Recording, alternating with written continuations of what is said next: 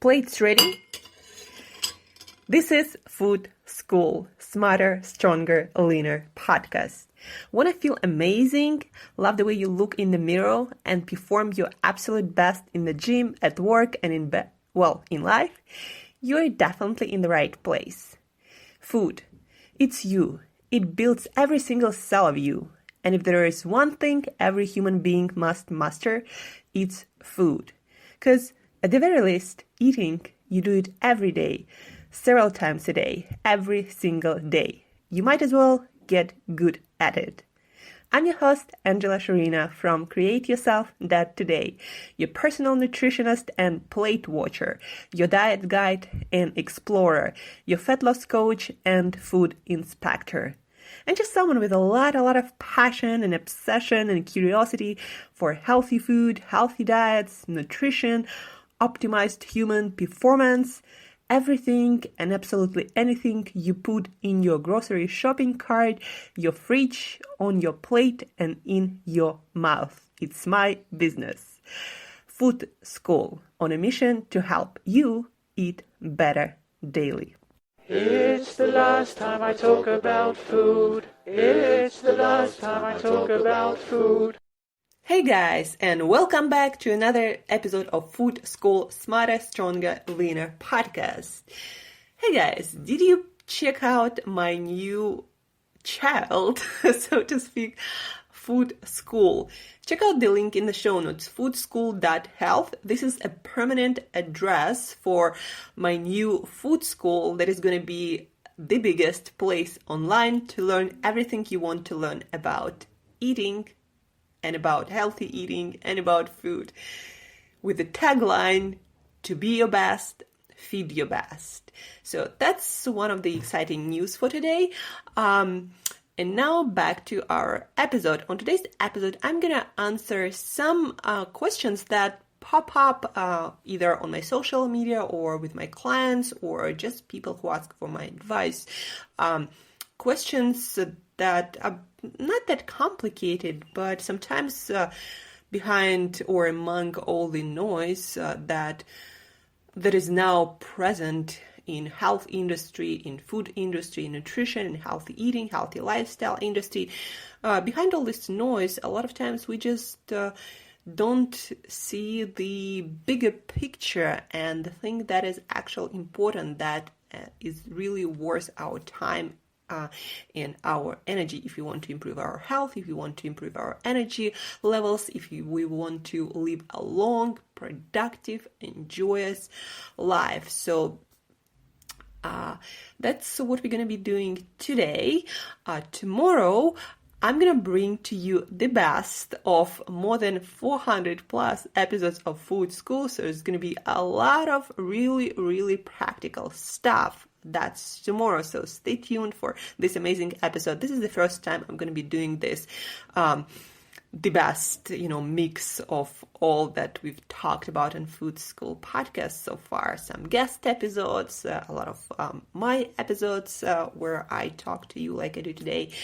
And on Friday, we will be talking about this book that I finished this week. And I believe it's really deep book. It's one of those nutrition books that doesn't have a lot of fluff. Like, it's really practical, just enough science to make you understand things, how they work, but not too much so you don't lose a bigger picture and what is actually important. So the book is Primal Fat Burner.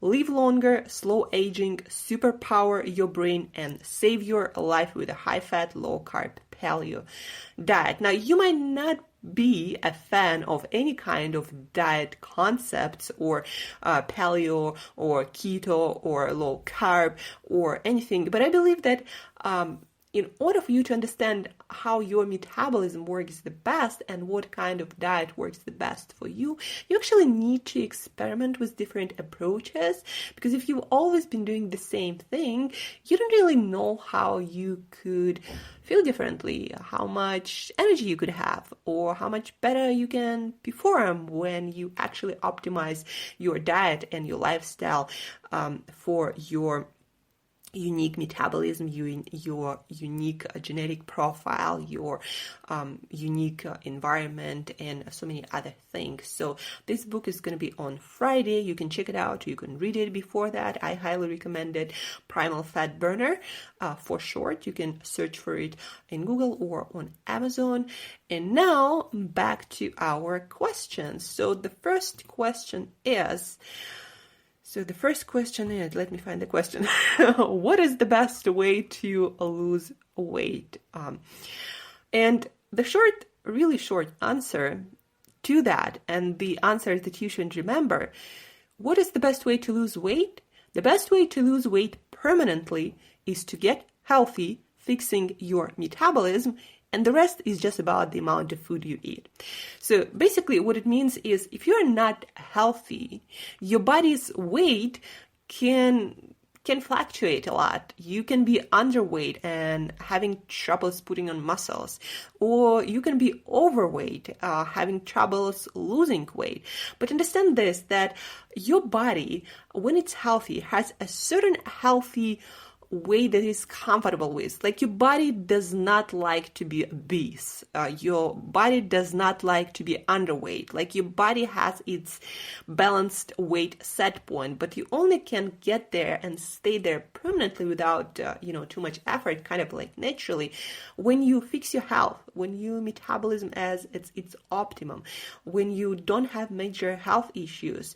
And if you try to skip all of that and just, try some weird crash diet, then everything will come back as soon as you stop that diet. And if you don't fix your health, nothing gonna stick. Like something gonna get you out of balance. So first you need to fix your health as a system. Not, our health, it's a complex system. A lot of times you would find one thing that improves a lot of things, and that's like the best scenario, right? You do one thing and a lot of things change for the best. But also, a lot of times you would have to address many things at the same time in order for you to actually see the improvement. And that's where it gets a little bit complicated, because nobody really knows for sure, like, what's your situation, what needs to be fixed in your body. But here are a few areas that all of us need to work on, or at least to look at, if we want to have the best health, the best energy levels, and the best performance. So these areas are sleep, regularity, quality, duration of your sleep, stress. And stress, when it comes to stress, what's particularly important is your cortisol levels. Are they normal? Are they elevated all the time? Are you stressed all the time?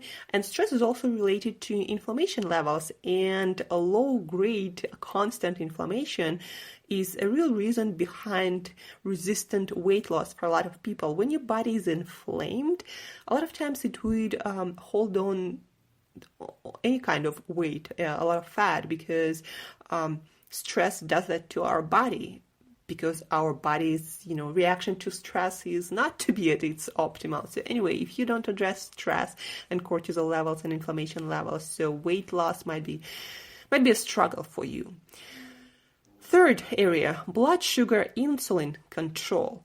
And that means managing your carbohydrate intake and the quality of the food you eat. And the quality of the food you eat matters, because that can increase your inflammation levels, and that can drive your blood sugar spikes and high or low insulin. Gut health, timing and quality of food, dealing with possible digestive issues. Like, for example, some of my clients have weak stomach acid, and that can really compromise your gut health, and that can trigger a lot of autoimmune or autoimmune conditions or food sensitivities. And also gut health can increase inflammation and drive your cortisol levels. So as you see, it's all kind of related. So you need to look at all of that and start working at least to some degree on all areas where you see there is a problem. Nutrient deficiencies.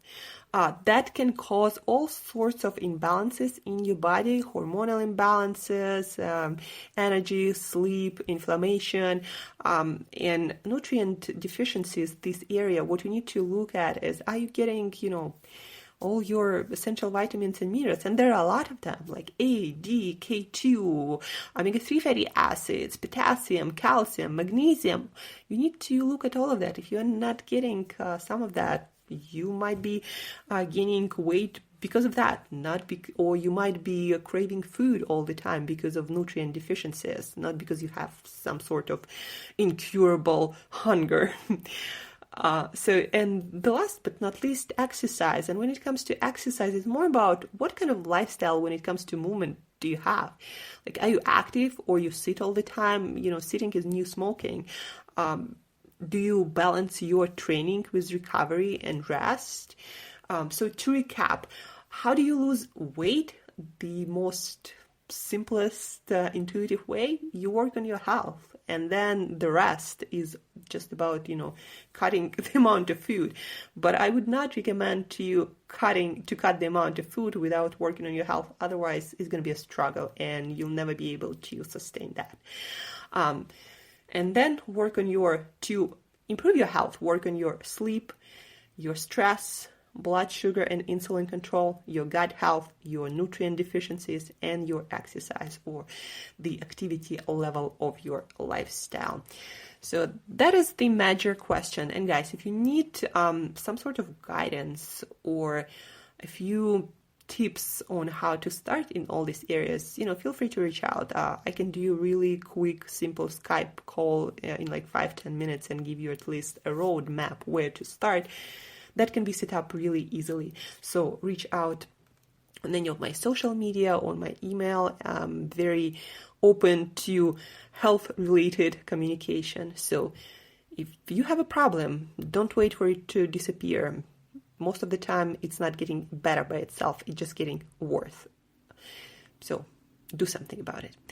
The next question, how does weightlifting increase our muscle mass? So how does weightlifting or training with weights or in the gym increase our muscle mass?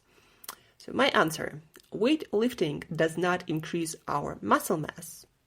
It gives your muscles the signal to adapt to a particular workload, basically you lifting certain weight with certain intensity. Whether you'll build anything or not depends on other factors. Your nutrition, your lifestyle, like sleep and stress management, your hormones. And so, guys, for some of you who are trying to build muscles or maintain certain muscle mass or work on any sort of fitness or exercise routine, trying to get some results, understand that the exercise itself, it's not building anything really. It's the time when your body recovers, if you allow that time.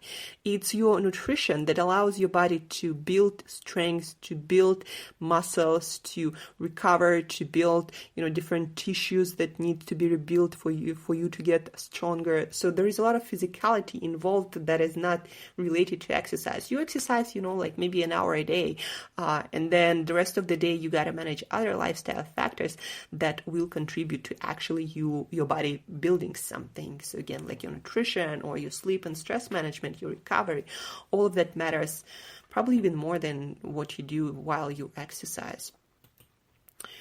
The next question, how many hours do I have to fast to do an appropriate intermittent fasting protocol? So intermittent fasting, very, very popular topic these days because a lot of people are interested in improving their digestive health and also working on their weight loss.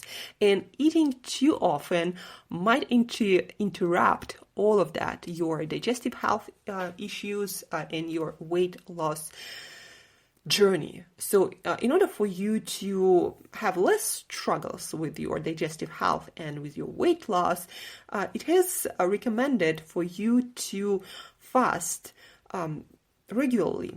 And here, especially with intermittent fasting, we're not talking about some superhuman fasting protocols or something extremely difficult.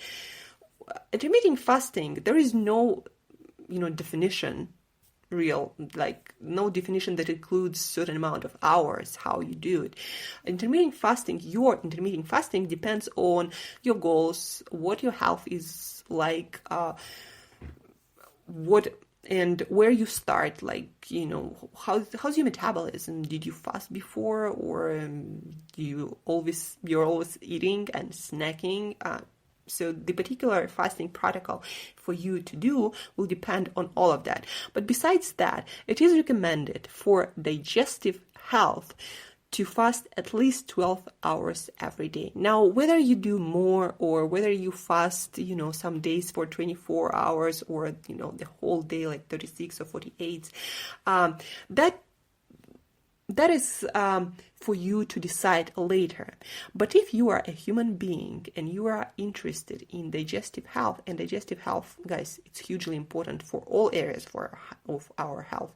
So if you're interested in healthier digestive system and in gut health, you gotta fast 12 hours from the time when you have your dinner, when you finish your dinner. So if you finish eating by 8 p.m., let's say, then you're going to fast next day till 8 a.m. And no earlier than 8 a.m., you are allowed to have any sorts of food, not just solid food, but also any kind of juices or smoothies or milk in your coffee. That is all nutrition.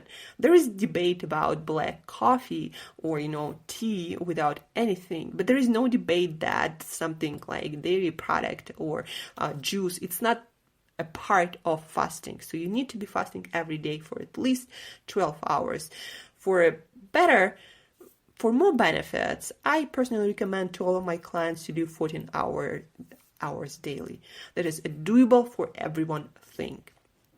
And it is very, very beneficial for your digestive health, for your overall health, and for your weight loss too. And another short question on intermittent fasting that I find kind of interesting. Is intermittent fasting harmful? Is intermittent fasting harmful? So guys, is sleeping and not eating harmful? Like when you sleep, is it harmful for you to not eat? You gotta understand that intermittent fasting is just prolonging that period without food. So you sleep and you don't eat a little bit more. Imagine like if instead of, 7 or 8 hours, you slept for 12 or 14 hours. That's what intermittent fasting is. It's just prolonging that period without breakfast. Recently, I saw a post, I think, on my Instagram, on maybe Facebook, and it said something like this. Millennials, we are so creative. We call skipping breakfast intermittent fasting. But that's, guys, true. Like, intermittent fasting, all it is skipping breakfast and eating your breakfast, breaking the fast a little bit later. That's it. What can be harmful about it? Unless you have a special, metabolic condition, unless you have diabetes and you need to be, ingesting insulin or monitoring your blood sugar and you need to be consuming something on a regular basis. Unless you have that, intermittent fasting and prolonged periods without food should be totally normal for you, and it's just a matter of habit of changing your eating habits. And if you have some condition where you have to eat on a regular basis at certain periods of time, then adjust based on that. I'm not your doctor. I don't know what's going on with your health, but other than that, for normal human being, for a normal individual, there is nothing harmful as in intermittent fasting, nothing more harmful than sleeping without food and not eating. So that's it, guys. Our Q&A episode on Food School podcast. So tomorrow, again, we are bringing to Food School podcast the best bits and pieces of health and healthy eating, healthy lifestyle information from more than 400 episodes that we've done already. So pretty excited about that. On Friday, we're going to do the book research. And don't forget, guys, to check out my project that I'm very excited about, that is going to grow and going to be super, super amazing and exciting and going to improve how eating habits and healthy living habits of a lot of people. That's the goal. So foodschool.health. You can find the link in the show notes. Thank you for tuning in. Thank you for taking care of yourself and spreading the healthy eating, healthy food message in the world. I hope you do that on a regular basis. And as usual, till next time, eat better daily.